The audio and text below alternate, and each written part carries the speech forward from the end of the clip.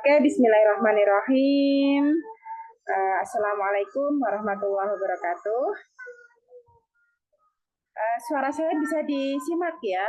Nanti kalau nggak bisa disimak boleh boleh apa namanya chat ya. Bisa disimak nggak Bun? Ini kok ada sedikit kendala trouble ya. Aduh.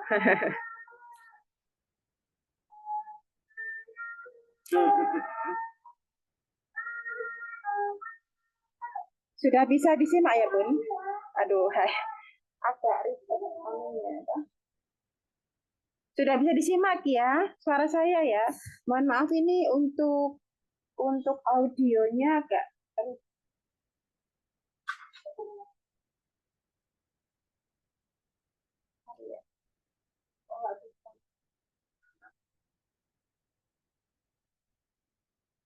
mungkin kalau ini pakai ini bisa.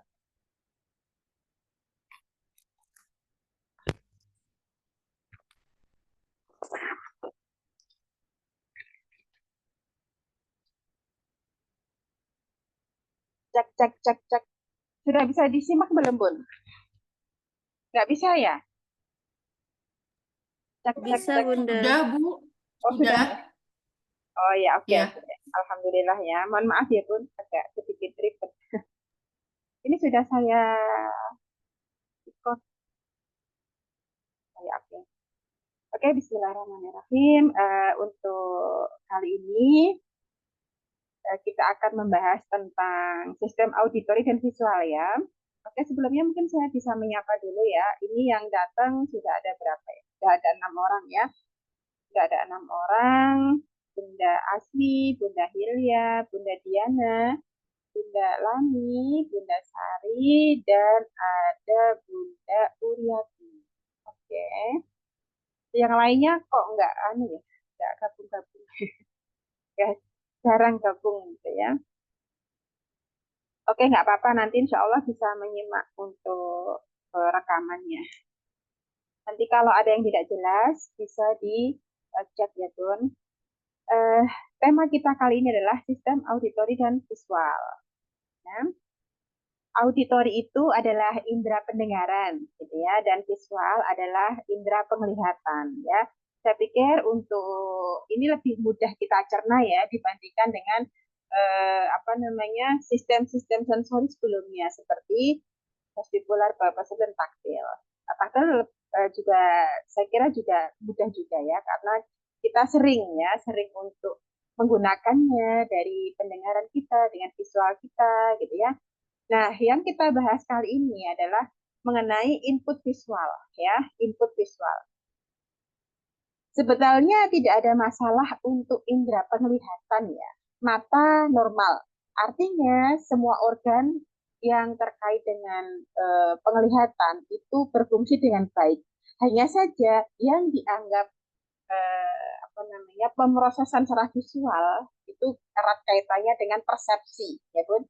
Persepsi yang diproses di otaknya, gitu ya. Nah, jadi mungkin Bunda di rumah ada nih, apa namanya nih, meja lipat yang berwarna-warni kayak gini ya, Bun. Ada gambar-gambarnya banyak ya, dan mungkin lebih lebih lebih banyak lagi ya, apa gambar-gambarnya, warna-warnanya gitu ya. Nah, sedikit saya memberikan informasi bahwa anak ya dengan gangguan sensori itu cara memproses input baik itu dari visualnya, auditorinya, ataupun dari sumber-sumber atau reseptor yang lain itu bermasalah gitu ya. Sehingga kita melatihnya atau memberikan input sensorinya itu secara sederhana, sangat-sangat sederhana ya. Jadi ketika anak melihat gambar-gambar yang kompleks seperti ini, dia bisa-bisa bingung dan sangat mengganggu gitu ya. Dia belum bisa ya memproses secara adaptif ya sebagaimana kita. Oh, kita kalau melihat gambar yang seperti ini biasa aja gitu ya. Oh, ini ada bahkan kita bisa membedakan ini gambar hewan A, B, C, D, atau ada huruf A, B, C, D, gitu ya. Tetapi khusus anak-anak tertentu, dia sulit banget ya, bahkan tidak bisa memproses satu persatu dan dia tidak bisa mengumpulkan dari hasil sensori yang masuk atau input sensori yang masuk itu tidak bisa diproses secara bersama-sama gitu ya, apalagi dengan apa namanya input sensori yang kompleks ya, mulai dari mata, pendengaran, penglihatan, mata penglihatan ya, terus sentuhan dan gerakan itu sangat kompleks ya. Nah, maka anjuran saya kalau kita mengajari anak ya dengan kondisi khusus, sebaiknya mejanya jangan dipilih yang banyak warnanya ya, karena dia masih belum bisa menyeleksi ya input sensori yang eh, dengan baik ya. Jadi yang ada anak malah bingung atau tantrum gitu ya. Bisa-bisa tantrum. Kan Bunda biasanya kalau ngajak anak ke mall atau ke pasar gitu ya, itu kadang dia tantrum ya. Sering dijumpai tantrum di sana. Karena apa? Banyaknya input sensori yang masuk. Anak itu tidak bisa memanajemen atau menginterpretasikan input sensori yang masuk sehingga dia ibaratnya stres gitu ya, tidak bingung, akhirnya dia emosi marah gitu ya, karena nggak bisa memanajemen input sensori yang masuk ini dengan baik, sehingga anak itu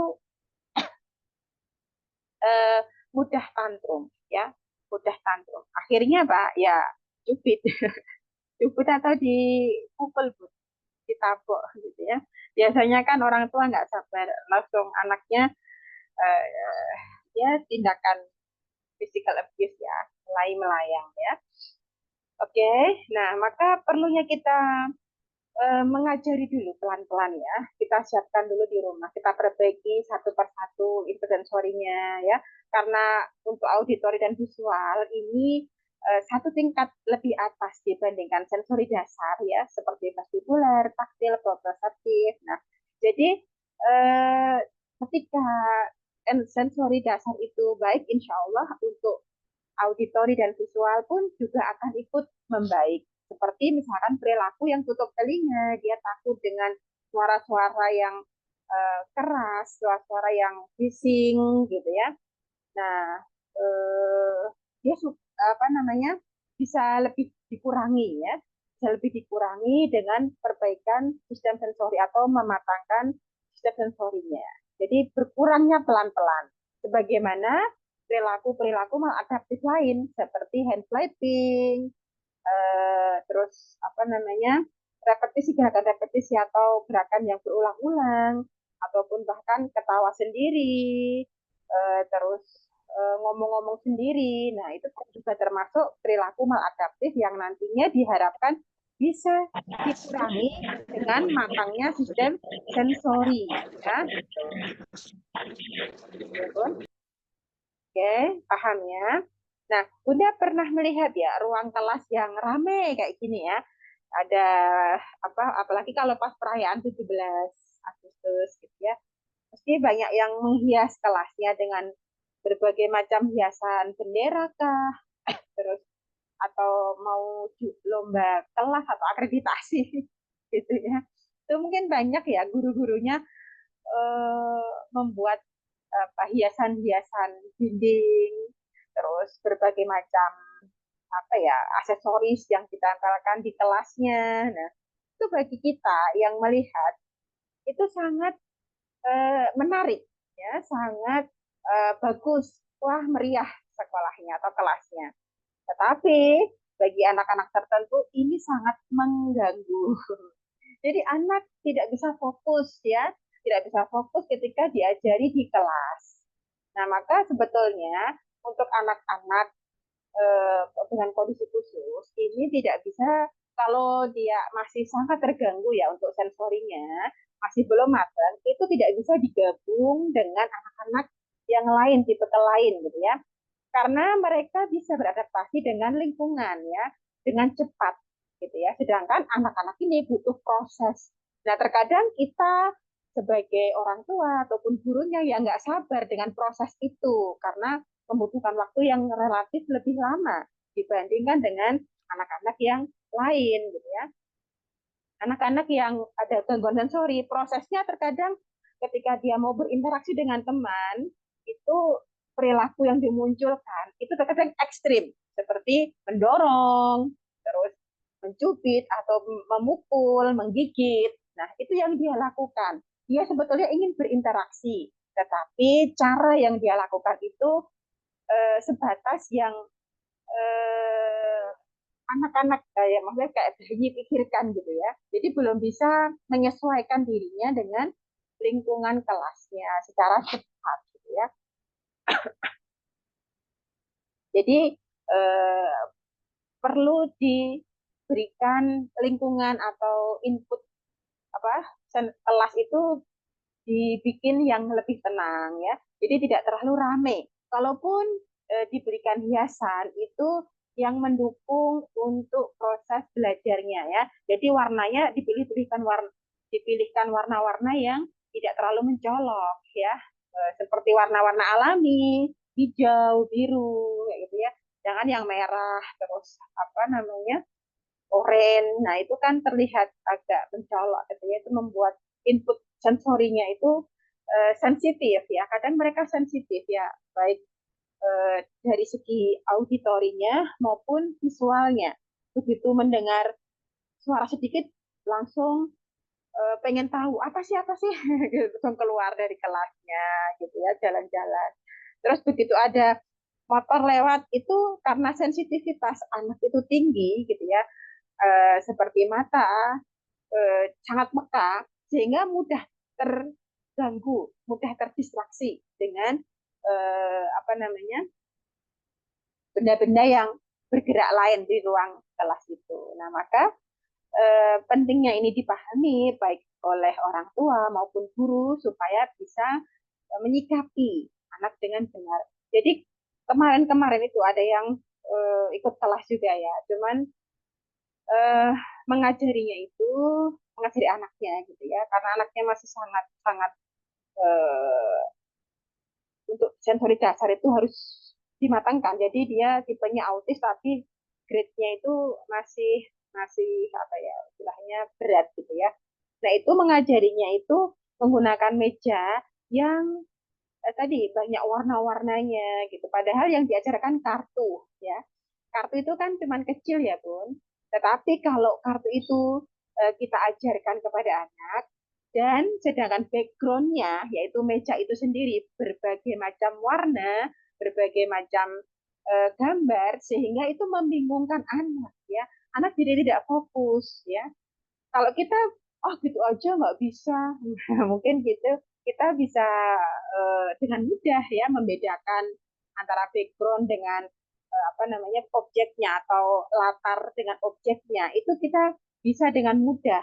Tetapi untuk anak-anak dengan kondisi khusus dia tidak bisa membedakan ya, atau sulit membedakan antara background atau latar dengan si objek sendiri. Jadi kadang Bunda meminta anak coba cari pensil warna hitam atau pensil warna biru di tumpukan pensil warnanya dia.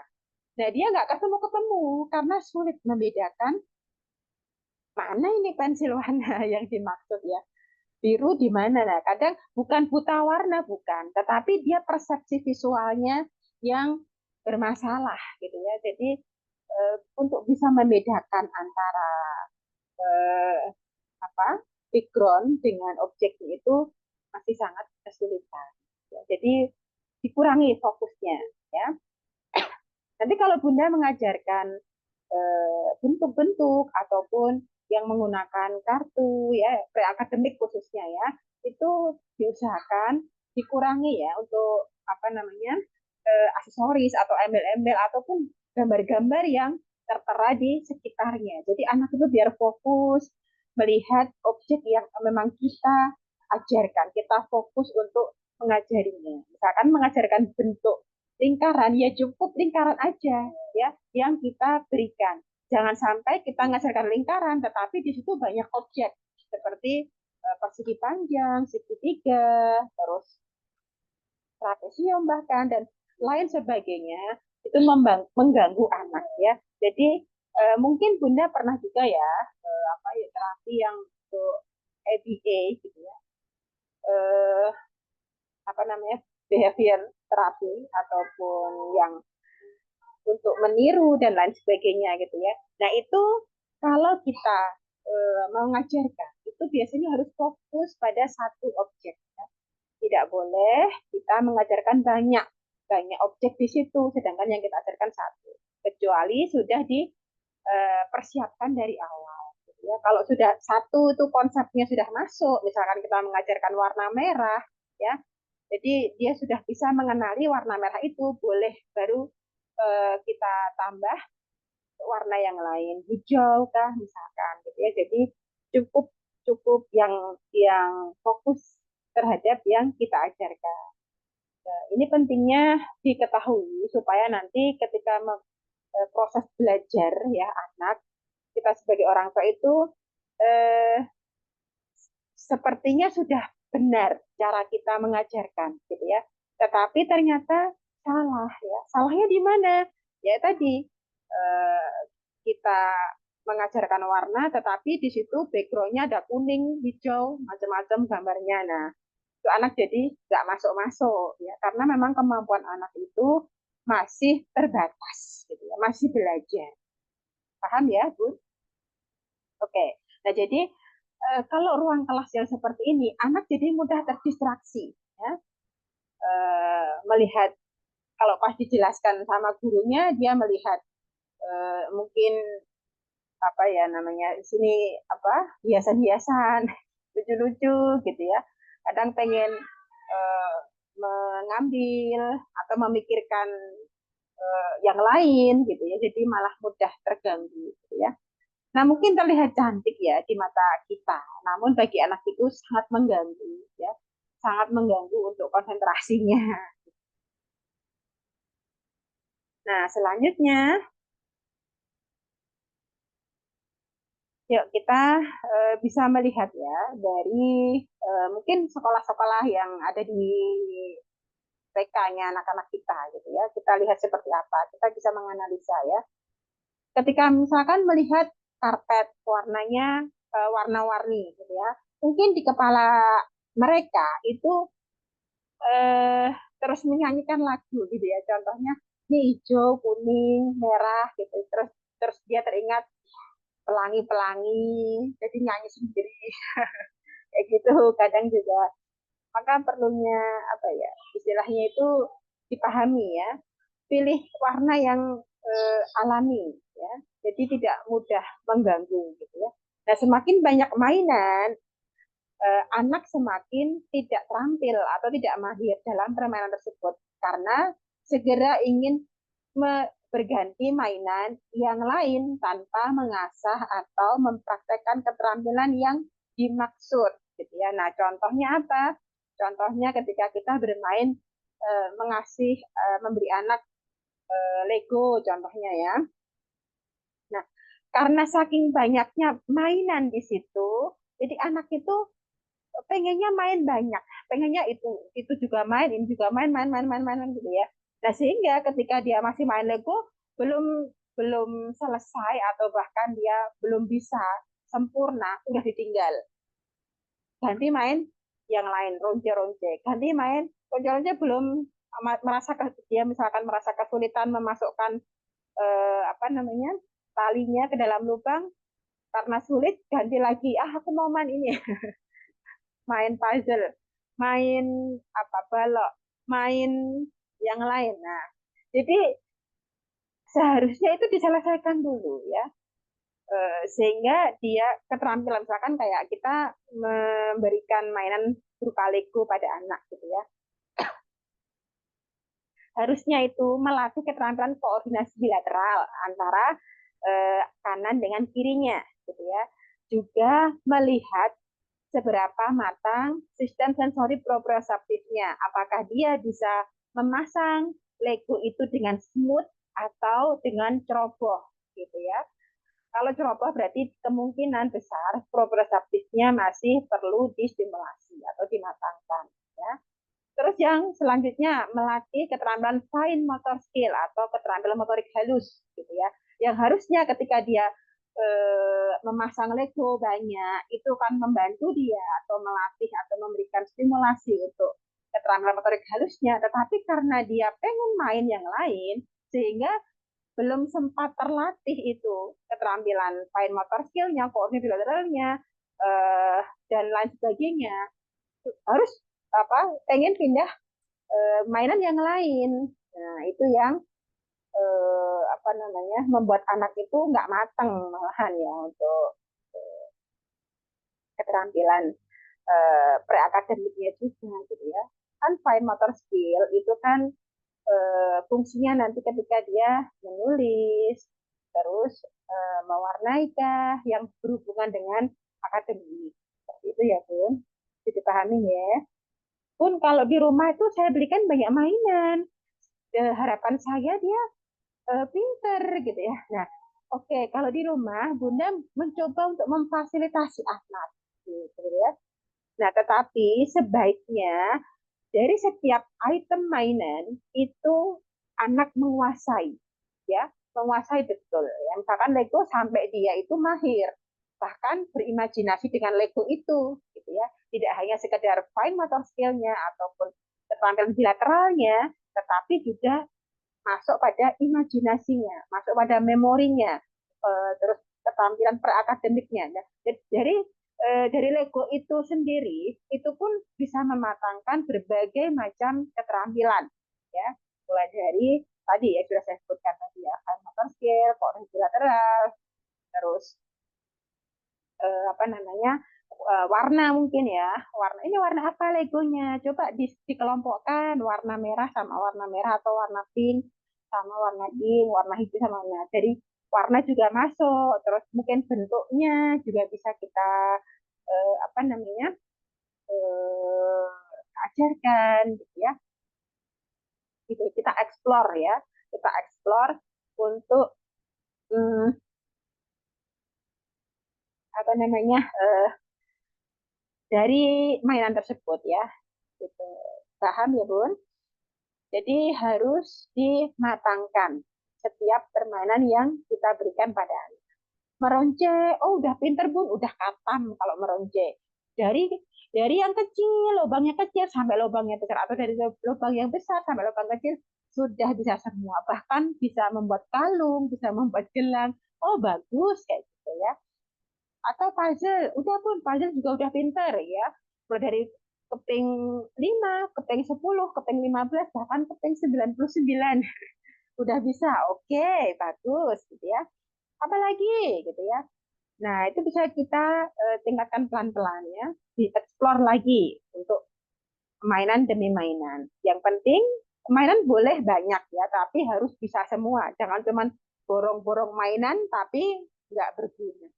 Gitu ya, paham ya? Oke, selanjutnya ya. Tanda bahaya pemrosesan visual. Ya. Yang pertama, peningkatan sensitivitas terhadap cahaya. Jadi anak itu sangat sensitif ketika terkena sinar matahari ataupun terkena cahaya yang mengenai matanya. Itu sensitif banget. Bahkan nangis gitu ya. Pernah sampai nangis ya. Terus mudah terganggu oleh rangsangan visual ya, yang benda-benda bergerak ataupun eh, apa ya warna-warna yang mencolok itu sangat mudah apa ya bagi anak itu sangat mudah terganggu atau terdistraksi dengan objek ya, dari yang dia lihat, atau kesulitan mempertahankan perhatian visual dan pada satu aktivitas gitu ya. Jadi dia buat cepat bosen ya, kemarin ada kan untuk blanko asesmen siapa yang cepat bosen. Ya, berarti itu eh, kemungkinan besar ada masalah pada persepsi visualnya ya, karena si anak itu tidak bisa mempertahankan untuk atensi konsentrasinya pada aktivitas, pada suatu aktivitas yang dia kerjakan ya. Maka pentingnya saya bilang ke Bunda sekalian pun, tolong matanya diperhatikan ya ketika kita melatih anak. Ayo lihat, nah coba kita pantau matanya melihat nggak ya, jangan melihat HP, jangan melihat di layar ketika direkam mungkin ya, anak tidak melihat apa yang dia kerjakan, tetapi melihat di HP-nya. Nah, sebaiknya segera ditegur ya. Nanti mungkin Bun, tapi dia memang sangat sensitif Bun ketika saya rekam. Nah, kadang kan seperti itu ya. Oke, mungkin saat direkam memang dia sensitif ya. Nah, nanti pesan saya ketika Bunda melakukan lagi ya tanpa direkam, tolong diperhatikan untuk koordinasi antara mata dengan tangan atau kakinya. Ya, kalau misalkan dia sedang menendang bola, berarti koordinasi yang diciptakan antara mata dengan kakinya. Harus melihat ya, mata harus difungsikan. Jangan sampai kita nendang, anaknya nendang atau anaknya sedang berkegiatan dengan kedua tangannya, matanya kemana-mana. Nah, ini nggak akan masuk, nggak akan efektif ya. Latihannya nggak akan efektif. Harus dipantau untuk, ayo matanya lihat ya, gitu, lihat gitu. Kalau belum mau melihat, sudah ditegur beberapa kali, ini kepalanya diarahkan. Nah, matanya kita menggunakan kedua tangan kita untuk mengarahkan si anak melihat apa yang sedang dia kerjakan sambil kita memberikan instruksi lihat, gitu ya. Siapa kita panggil siapa namanya, misalkan Susi lihat, gitu contohnya. Terus sering menyipitkan mata, menggosok mata atau sakit kepala setelah tugas-tugas yang menuntut visual seperti membaca, menggunakan ponsel, tablet, komputer atau menonton televisi. Nah, kalau ini mungkin ada juga ya yang seperti itu ya, sampai dia itu matanya uh, capek gitu.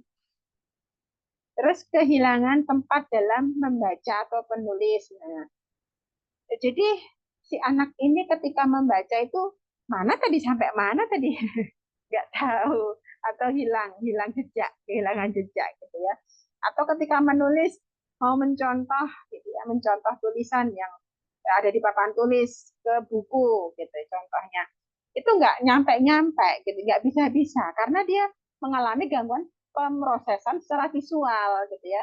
Jadi bukannya dia malas, bukannya dia kesulitan atau apa ya istilahnya itu, anak itu dicap anak nakal kemungkinan ya karena nggak mau nulis gitu. Coba dicek dulu. Dia dia bisa nggak ya mencontoh atau meniru yang dari papan tulis ke bukunya, gitu ya. Apalagi anak laki-laki. Kadang dia sangat-sangat malas atau bukan, maksudnya malas itu males gitu ya. Males artinya itu bukan karena ada masalah, tapi nggak mau gitu loh, di anaknya itu nggak mau apa namanya memperhatikan ataupun apalagi tulisannya yang banyak di papan tulis gitu ya, itu dia menyalin, itu dia kesulitan gitu ya. Selanjutnya kesulitan menemukan hal-hal yang mereka cari bahkan ketika mereka tampak tepat di depan mata mereka. Nah, jadi seperti yang sudah saya jelaskan tadi, anak itu kesulitan ya, kesulitan untuk mencari, membedakan ya antara background dengan objek. Jadi masih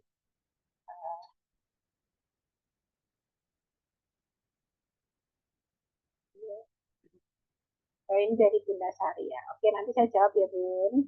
Insya Allah saya jawab. Nah, terus selanjutnya gangguan dengan membaca. Nah, mungkin dia juga mengalami disleksia, gitu ya. Tidak bisa membedakan huruf satu dengan huruf yang lain, semuanya sama. Maka sebelum kita mengajarkan huruf, sebaiknya harus paham bentuk-bentuknya atau bentuk geometri ya. Mulai dari segitiga, lingkaran, kan itu hampir-hampir sama ya Bun dengan uh, huruf gitu ya. Maka harus dimatangkan dulu bentuk-bentuk geometri, baru anak itu bisa kita ajarkan untuk bentuk-bentuk huruf gitu ya kan. Terus selanjutnya kesulitan melacak informasi visual. Jadi kayak visual tracking ya. Visual tracking itu seperti apa ya? Visual tracking itu contohnya gini Bun. Nah, kita punya bola, kita jalankan di depan anak atau anak kita minta untuk melihat bola. Bolanya yang mencolok warnanya ya, warna merah ataupun kuning, hijau boleh ya.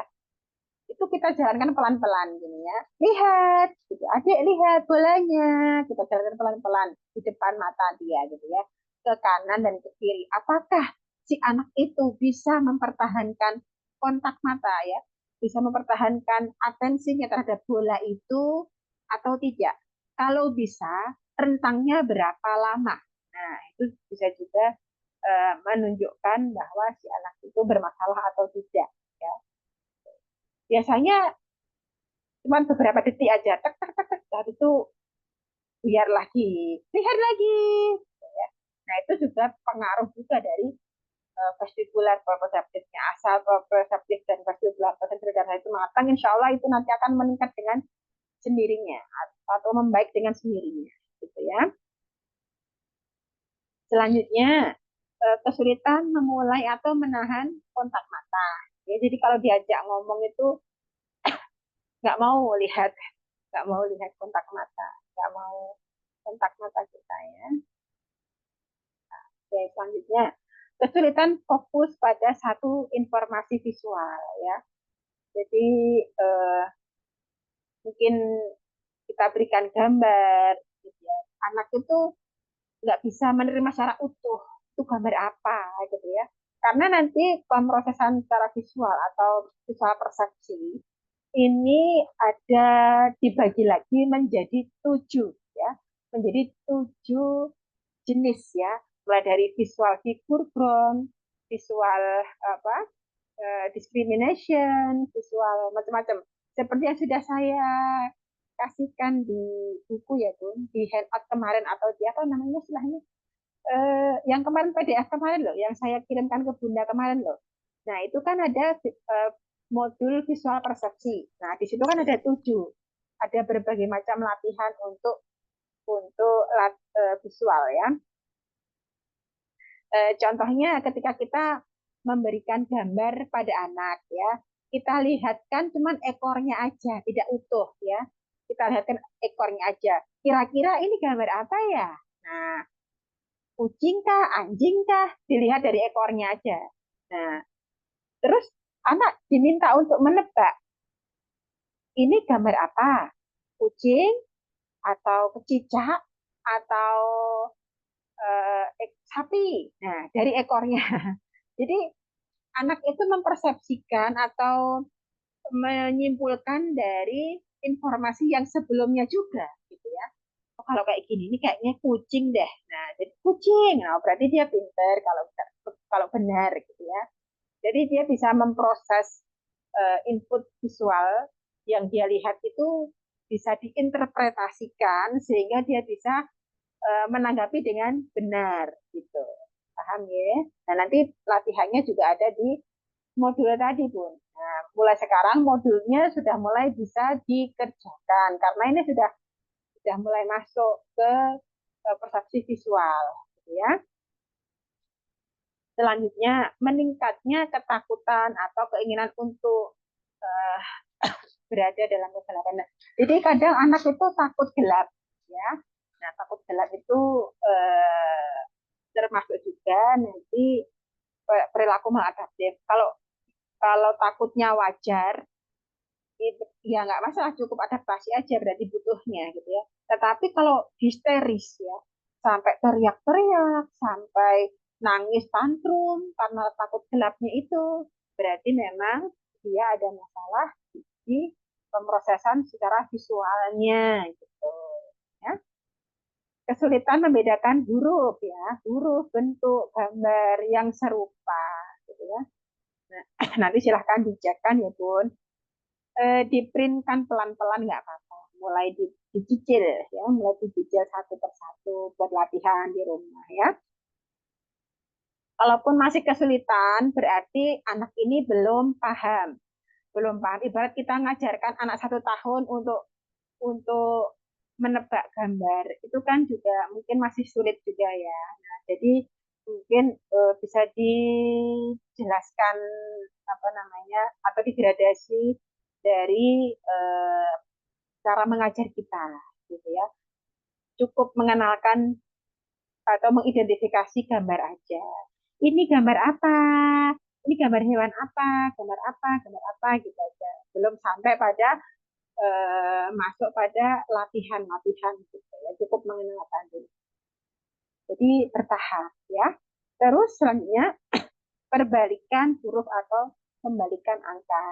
Jadi angka yang di kadang anak itu masih sulit banget ya membedakan huruf B dengan D, P dengan Q, yang kecil-kecil maksudnya ya. Nah, itu masih masih kesulitan ya. Kalau mungkin itu bisa hilang di usia kelas 2 kali ya. Kelas 2 itu sudah mulai hilang. Kelas ya umur antara 8 tahunan lah ya. Pertama sudah harusnya sudah bisa membedakan atau sudah baik lah untuk membedakan huruf-huruf itu sudah mulai bisa. Kalau belum bisa berarti perlu dilatih. Latihnya gimana? Banyakin olahraga, ya, banyakin olahraga. Jangan dikejar untuk yang poinnya dia aja. Kalau belum bisa huruf berarti diajarin huruf terus. Ya sampai kita mulutnya berbusa ya dia kalau masih belum baik untuk pemrosesan sensorinya ya dia akan kesulitan. Ya. Maka melatihnya harus perbaiki dari sensori dasarnya dulu. Karena itu modal untuk belajar anak. Gitu ya. Kita siapkan modalnya dulu. Ibarat kita mau jualan itu eh, peralatannya itu kita siapkan dulu. Ya minimal sehat lah ya. Sehat bisa berpikir sehingga bisa bergerak. Nah, kalau kita mengajarkan pada anak tapi anaknya kondisi sakit, ya ya kan sulit juga. Dia harus sehat dulu, kan? Harusnya begitu. Sering kehilangan tempatnya atau membaca saat menyalin. Nah, tadi ya hampir sama ya. Sering menabrak sesuatu. Biasanya dia suka nabrak, lari, tahu-tahu nabrak pintu, nabrak tembok gitu ya. Karena visual field-nya atau luas pandangnya itu cuman terbatas ya di depan aja gitu ya, nggak tahu sampingan samping kiri. Sehingga kadang dia apa mudah jatuh kah, tertabrak, menabrak gitu ya, gitu kayak gitu. Mungkin lambat atau ragu-ragu dengan tangga. Jadi eh, masih masih takut ya ketika disuruh naik naik tangga. Dia masih ragu-ragu gitu ya, bisa nggak ya, gimana ya cara naiknya ya, termasuk juga perosotan ataupun aktivitas di playground lain. Gitu ya. Kesulitan dengan aktivitas yang merangsang secara visual, yaitu teka-teki, menemukan objek dalam gambar, menyelesaikan labirin. Labirin itu maze ya Bun, maze ya. Yang ayo temukan rumah kelinci, ya contohnya terus jalannya berkelok-kelok kayak gitu. Terus pencarian kata dan dari atau dari titik ke titik. Nah itu kalau udah anak SD, taraf SD nanti bisa dilatihkan. Ya, ya. Selanjutnya kesulitan mengetahui kiri dan kanan atau menulis dengan kedua tangannya. Jadi membedakan antara kanan dengan kiri, anak itu masih kesulitan. Ya. Mana tangan kanan, mana tangan kiri. Yang diangkat malah yang penting mana yang benar ya. Jadi masih ngawur ya, masih ngawur. Siapa tahu benar gitu ya. Tuh. Terus menulis dengan kedua tangan. Ini maksudnya bisa juga kita memberikan kedua pensil untuk dia pegang gitu ya dengan tangan kanan dan dengan tangan kiri, terus digerakkan bareng ya, digerakkan bareng eh, si tangannya itu. Apakah dia bisa atau enggak gitu ya. Nah, cara otak kita memproses apa yang kita lihat itu mempengaruhi cara kita menafsirkan interaksi kita dengan lingkungan kita ya dan orang-orang di sekitar kita. Jadi apa yang kita lihat itu sangat eh, apa ya tergantung atau tindakan kita itu kita mau misalkan mau lari kah atau mau apapun ya aktivitas apapun yang kita ingin lakukan itu sangat tergantung dengan pemrosesan dari visual, ya. Jadi input sensori yang masuk melalui visual itu akan ditafsirkan, akan diinterpretasikan oleh otak kita, ya. Lalu otak kita memberikan eksekusi atau memberikan perintah kepada anggota atau organ yang eh, seharusnya atau yang terlibat dengan tangan ataupun kaki, ya, untuk melakukan respon dengan benar, ya, atau menanggapi dengan kata-kata ataupun tindakan, ya. Jadi respon yang tepat untuk uh, input yang masuk, gitu ya, Bun. Jadi sangat sangat tergantung dengan pemrosesan, ya, visual kita. Oke, paham ya sampai sini nih.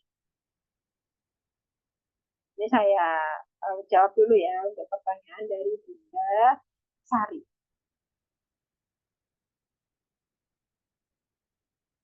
Anak saya belum bisa maksimal saat belajar pakai buku paket sekolah. Seperti yang ke distrak itu, ya. Jadi saya improve materi sendiri biar lebih mudah saya bikinkan materi di laptop pakai PowerPoint atau Canva. Sejauh ini lebih berhasil dibandingkan buku paket. Tapi itu termasuk screen time kah, Bun? Iya, Bun. Jadi screen time itu tidak hanya dari apa namanya gadget aja atau dari apa HP aja, tetapi juga dari media yang lain seperti TV, tablet, ataupun laptop, itu juga termasuk screen time. Apakah nggak boleh? Ya kita melihat kondisi anak ya. Kalau anak itu eh, gangguannya disebabkan karena screen time yang berlebihan, berarti kita harus diet dari screen time. Harus kita dietkan dari screen time. Ya. Nah, tetapi kalau penyebabnya itu memang karena masalah yang lain, gitu ya, bisa bisa sesekali, meskipun harus ada waktu atau ada batasannya, gitu ya. Kalau itu memudahkan anak untuk belajar, silahkan dipakai, tetapi harus ada batasannya, gitu ya. Terus sekarang kan modelnya kayak virtual apa itu ya, VT itu mungkin saya bukan VT apa VR ya, virtual reality. Itu kan bisa juga dipakai ya untuk tapi kalau untuk anak yang screen time sebaiknya tidak pakai itu, harus dimatangkan dulu dengan gerak, gitu ya. Kalau untuk akademiknya mungkin bisa kita menggunakan media itu, gitu ya. Tetapi kalau untuk mematangkan sistem sensorinya, menguatkan tonus ototnya, gitu ya, nah itu bisa latihan fisik ya. Jadi harus seimbang, baiknya diseimbangkan ya, Bun. Eh, Ya, Lebih banyak untuk apa namanya gerak, ya, lebih banyak untuk menguatkan tonus ototnya, itu nanti insya Allah akan memberikan, karena saya lihat untuk Hashim ya, itu kayaknya masih butuh untuk penguatan kontrol posturalnya ya, ya. untuk tonus ototnya itu lebih dikuatkan lagi. Kalaupun Bunda, kalau ada barbel boleh dilatih pakai barbel pun juga nggak apa-apa, tinju, barbel, yoga, berenang, nah itu akan mematangkan sistem sensori proprioceptifnya si anak itu ya, Bun, dan kan bisa dipahami. Ya. Paham, Bu. Makasih, Bu. Iya, sama-sama. Ya. Oke, okay. Satu lagi ya, Bun, untuk sistem auditori gitu ya, sistem auditori nanti mungkin untuk ya, kalaupun nanti ada sedikit banyak ya, nanti tugasnya lewat lewat langsung saya share aja. Oke, sekarang sensitivitas sistem auditori. Ya, jadi ini saya gabung karena biasanya itu satu kesatuan, visual dan auditori. Jadi mata dan pendengaran itu jadi satu kesatuan. Nah, nanti berikutnya bisa jadi olfaktori dengan gustatory atau indera penciuman dengan pengecapan. Jadi itu satu paket gitu ya. Maka saya gabung. Sensitivitas pada sistem auditori. Ya, jadi kepekaan terhadap suara. Ya, jadi mudah terdistraksi dengan suara. Gitu ya. Dengan suara-suara itu anak itu cepat pengen apa sih pengen tahu, pengen baru baru sedang anak sedang menulis kita ajarin sesuatu tiba-tiba ada mungkin terdengar suara suara yang agak aneh lewat gitu terus sangat mudah mencari terus biar konsentrasinya gitu. Jadi nanti bisa di apa namanya latih juga. Oh kecil-kecil banget nih. Ya sebentar ini. Oke mungkin saya besarkan bisa.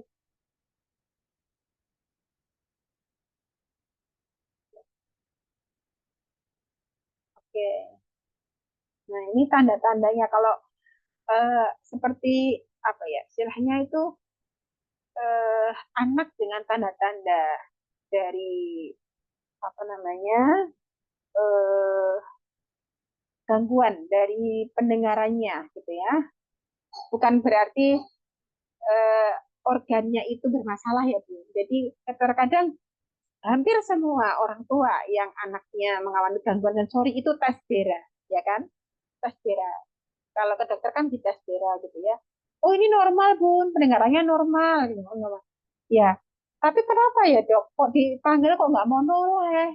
Kok nggak tahu di apa-apain juga nggak bisa gitu, nggak mau atau nggak gagas gitu, nggak gagas bahasanya ya ya cuek gitu ya apatis gitu apakah dia tuli atau apa ya yang memang bermasalah pada anak ya bukan jadi bukan karena pendengarannya atau organnya bermasalah ya tapi karena pemrosesan sensorinya itu bermasalah gitu ya jadi anak itu nggak paham ada suara masuk tapi dia mengabaikan kadang suara tertentu misalkan bunyi HP itu dia langsung mencari kalau giliran dipanggil aja dia nggak mau jawab ya.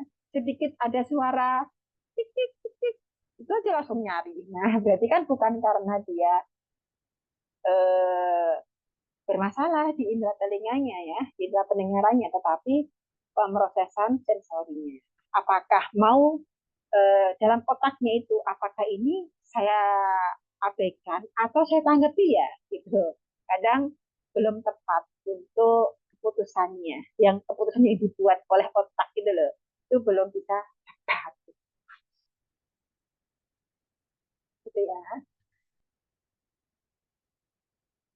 oh ya anak saya suara dalam pintu takut yeah. Ya jadi memang eh, beraneka ragam ya pun yang muncul dari anak itu perilaku yang dimiliki itu beraneka ragam ya ada yang takut bor ya terus mungkin sirine ya kayak takut ambulan bahkan hujan pun ada yang takut gitu ya apalagi suara petir hujan atau suara blender vacuum cleaner itu kayak sudah jadi satu paket takut gitu ya nah terus anak itu cemas bahwa dengan suara-suara keras yang terjadi terus dia tuh gugup gitu loh terus sembunyi sampai sampai di bawah meja padahal cuma suara hujan atau suara sirine suara blender langsung lari tunggang langgang sembunyi di bawah meja sambil tutup telinga sambil ketakutan cemas nah itu berarti menunjukkan si anak ini ada gangguan sensori gitu ya ada pemrosesan sensori terutama di auditorinya dan tentunya sensori yang lain gitu ya di bawahnya di bawah apa namanya sensori dasarnya itu juga bermasalah gitu ya terus keluhan berdengung di telinga atau tinnitus ya jadi mungkin yang kita rasakan yang anak-anak rasakan itu juga telinganya itu berdengung gitu ya mendengung terus kadang kan dia mendengarkan suara yang mungkin kita nggak dengar gitu ya cuman si anak itu mendengarkan gitu ya sangat sadar akan kebisingan yang tadi di luar gitu ya, di luar ruangan gitu ya.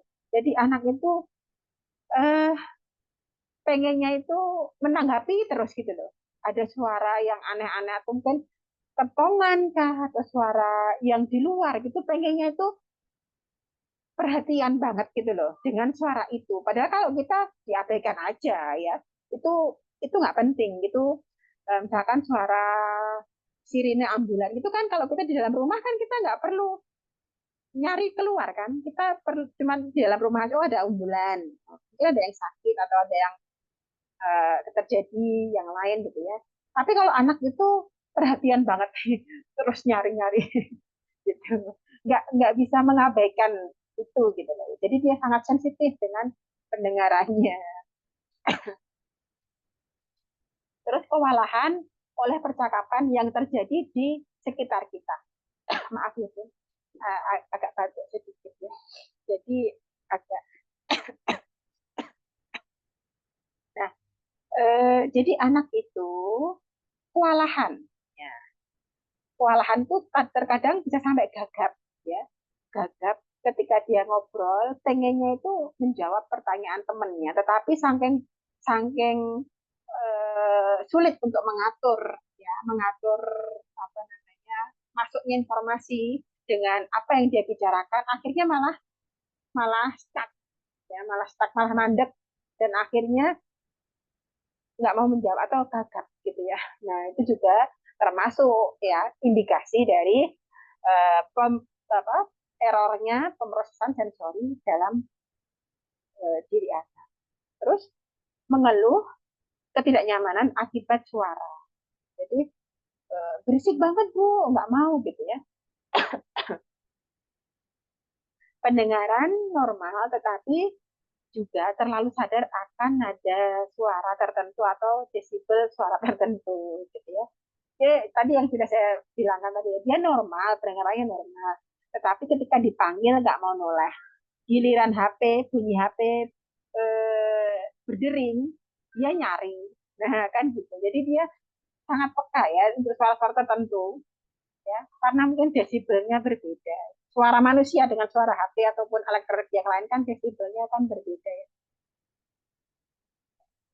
Nah selanjutnya eh, takut dengan alarm kebakaran yaitu tadi sirine gitu ya terlalu peduli dengan suara sehari-hari lebih suka isolasi sosial karena potensi suara tertentu peningkatan kepekaan terhadap suara gitu ya.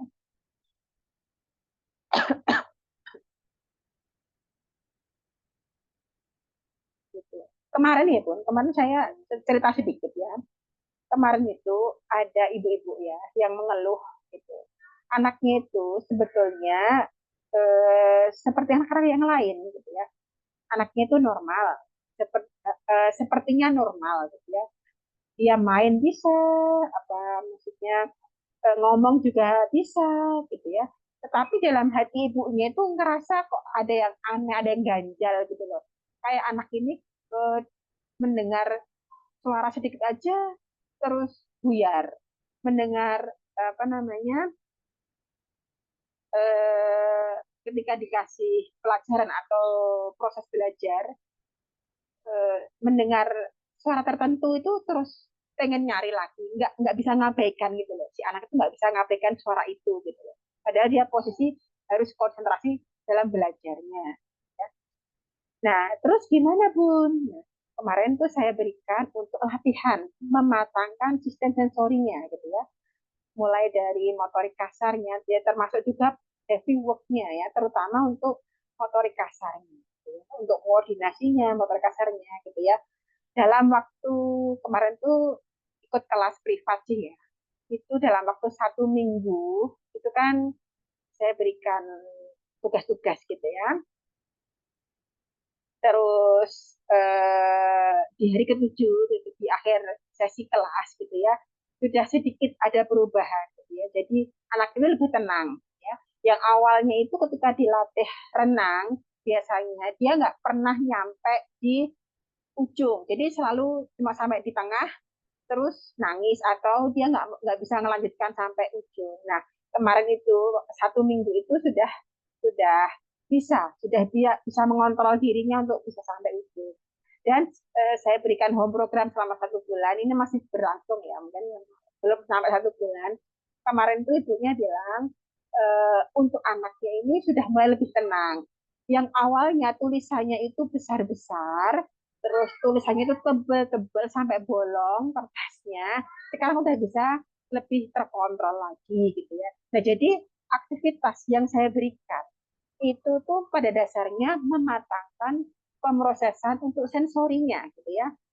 Tidak fokus pada apa namanya, oh kalau latihan apa menulis tulisan tebal berarti akan menulis terus bun, bukan seperti itu. Tapi kita fokusnya pada masalah, akar masalahnya di mana ini gitu ya, sehingga bisa kita tindak lanjuti dan dampaknya akan merubah perilakunya seperti itu. Pahami ya. Jadi hampir semua yang kita bicarakan itu adalah dampak dari pemrosesan sensori yang masih terganggu. Gitu. Yeah. Tapi apa ini, suara petir, petasan, anak saya malah ketawa-ketawa mendengarnya. Yeah. Suara tertentu bun. Ya. Tapi jika suara petir, nah ini tidak semua anak sama ya bun. Jadi terkadang hanya suara tertentu aja. Jadi itu kaitannya dengan persepsi ya, dengan persepsi dari apa yang dia dengar, terus dia olah di otak. Mungkin kayak petasan, petir itu bagi anak, bagi apa, hafizah ya, hafizah bisa atau biasa gitu ya. Tidak, mungkin karena dia sering juga main sama temennya, melihat petasan gitu ya. Tetapi untuk suara-suara tertentu, pemrosesan di otaknya itu terkadang berbeda dengan eh, apa namanya yang dia lihat atau yang dia takutkan gitu ya. Jadi nanti gini bun, silahkan bunda ketika diri pintu gitu ya, di apa namanya dibuka ataupun ditutup, disuruh melihat pelan-pelan sambil dipeluk gitu ya. Ini loh apa namanya, pintunya dibuka. Nah, dibuka, ditutup lagi. Nggak apa-apa, ini bunyi pintu. Gitu ya. Pintu ditutup, pintu dibuka. Ya, kan? Mungkin ada pernah trauma dengan pintu, sehingga anak itu cuma takut sama pintu aja. Nanti bisa ditingkatkan lagi ya untuk apa namanya, eh, apa sistem sensorinya, sehingga diharapkan eh, keterampilan kognitifnya itu lebih baik lagi. Itu ya, Bun. Oh, berarti dia mungkin ada trauma ya di ruang terapinya. Kalau ditutup berarti dia udah mulai nangis gitu ya. Oh iya Kak, iya. Berarti dia ada trauma mungkin ya dengan kejadian sebelumnya. Nah, itu bisa juga gitu ya. Sampai masuk ke dalam bawah sadar gitu ya. Oke, ya nanti mudahan pelan-pelan ya Bun bisa dihilangkan itu. Ya kalau bawah sadar kan memang agak agak lama apa menghilangkannya. Oke, oke, oke. Ini saya jelaskan sedikit ya Bun untuk homeschooling ya. Mungkin ada sekedar informasi tambahan gitu ya. Jadi nanti di 3 bulan pertama ini eh, kita kita fokus pada istilahnya itu kebiasaan bonding dari anak terhadap, dari orang tua terhadap anaknya. Jadi kebiasaan bonding terhadap anak gitu ya, yang ini saya cukupkan dulu ya untuk apa namanya, untuk materinya. Jadi saya ingin menjelaskan sedikit tentang uh, tambahan homeschooling ya. Kalau boleh saya gambarkan itu seperti piramida gitu ya, piramida.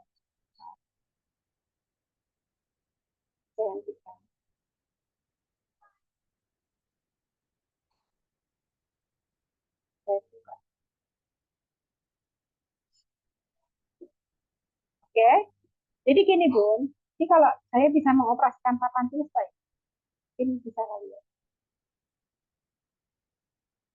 belum pernah nyoba sih papan tulis. Nah, jadi seperti anggap aja seperti piramida terbalik gitu ya. Nah, untuk 3 bulan pertama ini artinya kita penjajakan dulu.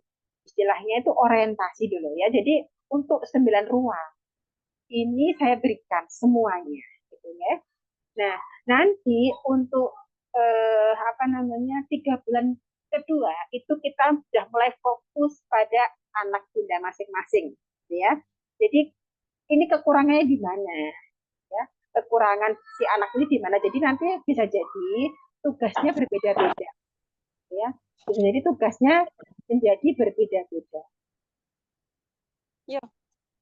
Terus, nah ini, nah, terus selanjutnya untuk 3 bulan terakhir, ya, karena nanti 9 bulan itu efektifnya, gitu ya. Jadi untuk 3 bulan terakhir itu adalah penekanan. Jadi anak itu yang perlu ditekankan itu di keterampilan yang mana yang harus pertama kali dilatihkan, gitu ya. Jadi bisa bisa dipahami ya, Bun. Ini bicara Belajar matematika lagi. ya, ini Inilah.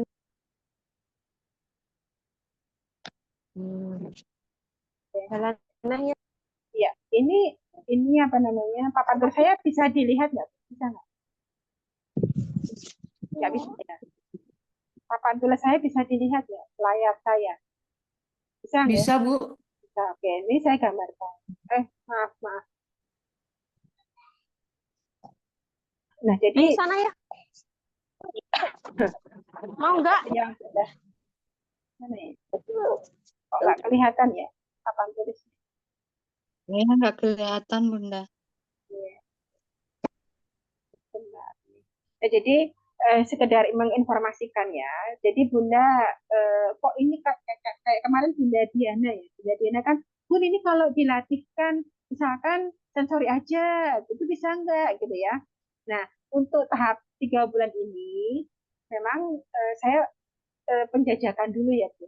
Jadi penjajakan itu saya mau melihat dari kemampuan masing-masing anak itu sudah sampai mana. Ya kan tentu memang tugasnya itu eh, antara anak di bawah 6 tahun atau di atas 7 tahun itu memang berbeda, ya. Nah, tetapi untuk kemampuan masing-masing anak itu kan masih masih belum eh, terlihat ya, masih masih sama gitu ya, masih sama. Jadi mungkin bisa saya gambarkan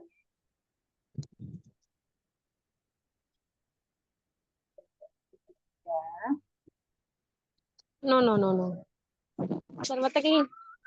Petik ini. Petik, petik, petik, petik.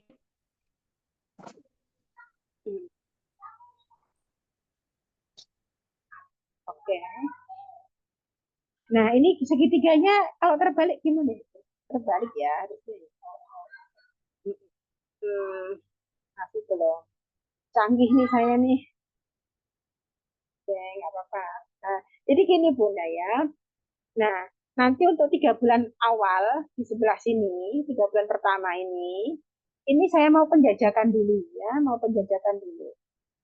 Setelah nanti saya mengetahui kemampuan anak, baru nanti untuk tahap kedua ya, untuk tahap kedua, nah untuk tahap kedua sebelah sini, nah sebelah sini nanti fokus pada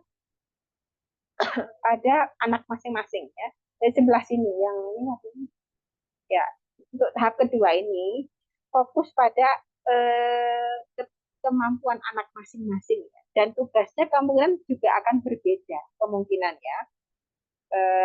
Jadi sama, bisa jadi berbeda karena satu anak dengan anak lain kan berbeda. Nah, untuk 3 bulan terakhir yang di sini, yang bawah ini, dia penekanan pada masing-masing keterampilan. Misalkan nih contohnya kayak anaknya Bunda Diana ya, Meme, ya contohnya Meme. Karena kemarin yang tanya Bunda Diana ya, contohnya Meme. Meme itu memang usianya lebih dari 7 tahun ya Bu, saat ini ya. Nah, Dibandingkan dengan Akmar gitu ya. Akmar usianya 3 tahun. Tugas yang diberikan itu berbeda gitu ya. Jadi tugas Akmar mengerjakan di bawah 6 tahun, tugasnya Meme mengerjakan tugas di atas anak 6 tahun atau 7 tahun. Ya. Nah, tetapi terkadang Meme ketika mengerjakan untuk tugas khusus anak di bawah 6 tahun belum bisa juga, gitu ya. Jadi kan kemampuannya berbeda juga ya. Nah nanti maka untuk 3 bulan pertama ini saya mau melihat dulu penjajakan dulu sampai di mana kemampuan masing-masing. Nah baru nanti saya menentukan untuk di 3 bulan kedua ya, di ibarat apa ya, tri semester kedua gitu ya, itu sudah mulai fokus pada masing-masing anak gitu ya. Baru nanti di 3 bulan terakhir di apa namanya, tri semester ketiga gitu ya, nanti penekanan ya, yang misalkan kayak Meme tadi ya, Meme penekanannya untuk latihan sensori, harus sensorinya dimatangkan dulu. Nah, contohnya, berarti latihan tiap hari apa? Oh, latihan tiap hari 1, 2, 3, misalkan mulai dari jimpol, papan titian, jalan gerobak, jalan papan titian, ayunan, ataupun naik turun tangga, terus bergelantungan, jalan jongkok, lempar tangga bola, dan lain sebagainya tentunya ya. Nah, itu berarti penekanan pada si anak tersebut. Kalau misalkan Hashim misalkan contohnya penekanan di apanya gitu ya, di semester ketiga, oh dia penekanan pada keterampilan heavy work-nya, heavy work ya. Jadi untuk simulasi proprioceptifnya harus dimatangkan. Atau mungkin siapa lagi ya yang nanti ada penekanan di masing-masing anak gitu ya. Jadi silahkan Bunda pelajari pelan-pelan gitu ya, sambil disesuaikan dengan anak. Diharapkan dari apa yang eh, dilakukan 3 bulan pertama ini, si anak itu atau bunda sendiri bisa memahami bahwa ketika aku melatih anakku di atas jempol, ketika aku melatih anakku bermain ayunan, melatih naik turun tangga, fungsinya pada akhirnya untuk melatih kemandirian anak. Contohnya biar dia bisa makan sendiri, biar dia bisa pakai baju sendiri, biar dia bisa akses toileting sendiri. Nah, seperti jadi ada gambaran kemana sih ya aku mau melatih anakku gitu ya, ada tujuannya gitu ya, mulai dari kemandirian, produktivitasnya, juga termasuk leisure time-nya, bermainnya, kemampuan skill-nya ya, skill untuk hidup maksudnya ya, juga mengurus dirinya sendiri. Jadi ada juntrungnya, ada endingnya yang mau kita tuju gitu ya Bun. Gitu. Mudah-mudahan ini bisa dipahami ya. Oke, ada yang mau ditanyakan sebelum saya tutup? Untuk tugasnya, insya Allah nanti saya share aja ya Bun, beserta video-videonya juga ya. Oke, ada yang mau ditanyakan?